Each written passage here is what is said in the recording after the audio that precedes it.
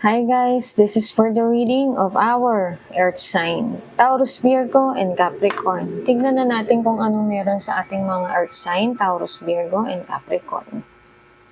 Okay, let's see. What's up with our Earth sign, Taurus, Virgo, and Capricorn? Let's see.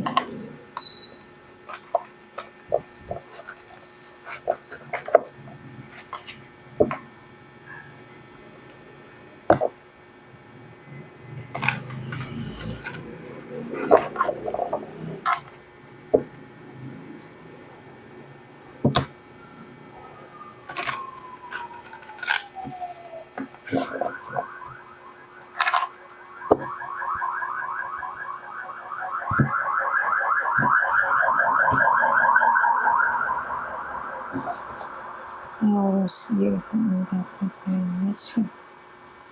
What's up with our Taurus, Virgo, and Capricorn? Five of Swords. May argument. You need to let this end. Kung ano man tong pagtatalo na to, ano man tong usapin na to, kasi hindi mo na nababalanse yung sarili mo. Earth sign, Taurus, Virgo, and Capricorn. I have here from the bottom of the deck is the Lovers. Okay. You may be dealing with your soulmate, twin flame. Okay. This is a yin-yang energy. Okay. And then I have here na merong parang tumalikod na, bigla na lang tumalikod with the Eight of Cups. Parang may nag-walk away na. Okay. And then let's see. Five of Swords, Two of Pentacles, and the Death or Rebirth card. Tapusin mo na to kung ano man tong pagtatalo na to na nangyayari ngayon at the current moment. Kasi hindi mo mababalanse. Kasi gusto lagi ng kaaway mo o ng kausap mo, laging siya yung tama. Okay? May hirapan kang balansehin. Okay? So, i-end mo na yan, tapos start uli ng panibagong yugto. Tapusin mo na yan, kalimutan na yung issue na yan. Kasi kailangan ng i-end, okay? And then, ikaw na yung umiwas, ikaw na yung kumbaga, lagyan mo na ng distansya yung sarili mo doon sa mga toxic na mga tao, toxic na mga pangyayari, okay? Kasi you have to let it end with the Death and Rebirth card. Ikaw mismo yan. Ang sinasabi ng barahan na to, ikaw mismo yan na dapat mag-end. Hindi ibang tao, ikaw mismo, okay? Then I have here the Ace of Pentacles, Ace of Swords, and the Page of Swords. Guys, I have here is that the abundance na parating din sa'yo, okay, is sa'yo lang din nakasalalay, guys, Earth sign, ha?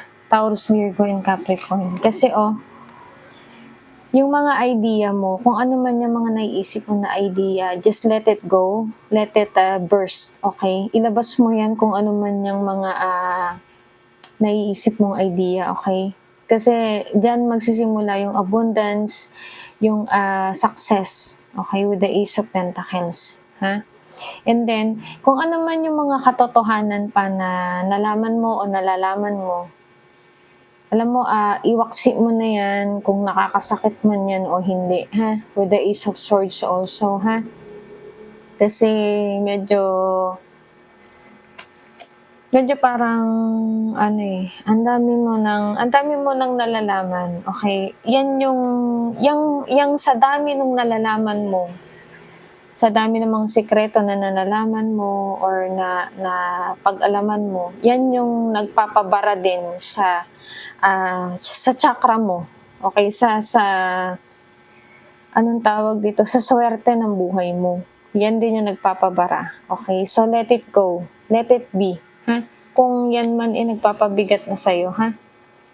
Sabi ko nga, let it go, ha?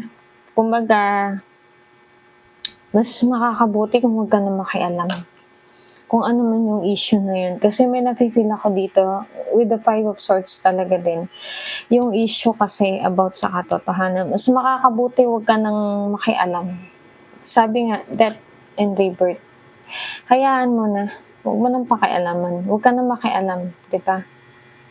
Kasi, lumayo ka na lang, magsimula ka uli kasi yung abundance nakaabang lang sa'yo, okey? Posibleng about din 'to sa tsismis, eh. Meron kang isang tao o meron kayong isang tao na pinagtsitsismisan, pinag-uusapan, which is, with the Death and Rebirth card, sinasabi dito, huwag gano'n, hindi tama 'yun, okey, earth sign?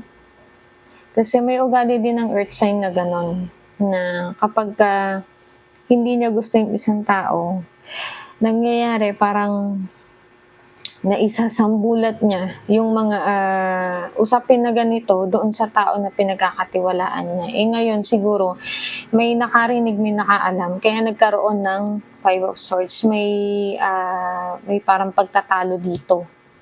Ayan, kaya sinasabi sa'yo ng mga baraha mo, ng spirit guide mo na huwag ka ng mangialam pa kung ano pa yung nangyayari sa buhay nung iba, okey? Just take what resonate guys, ha? Take what resonate. I may be dealing with the fighter mother, ayan oh. Yeah, the fighter mother, the strength mother, the empress. This is maybe a single mother, ha? Posible rin na ikaw 'to na pinagtsitsismisan, okey? Pero huwag kang mag-alala kasi kusang mag-e-end yung tsismis sa'yo. Pero sabi nga, dadaloy at dadaloy yan kasi mas mabilis pa yan sa Wi-Fi, eh, earth sign, 'di ba? Kumbaga sa 50 Mbps, 1,000 Mbps ang bilis ng tsismis, 'di ba? Gano'n yan, eh.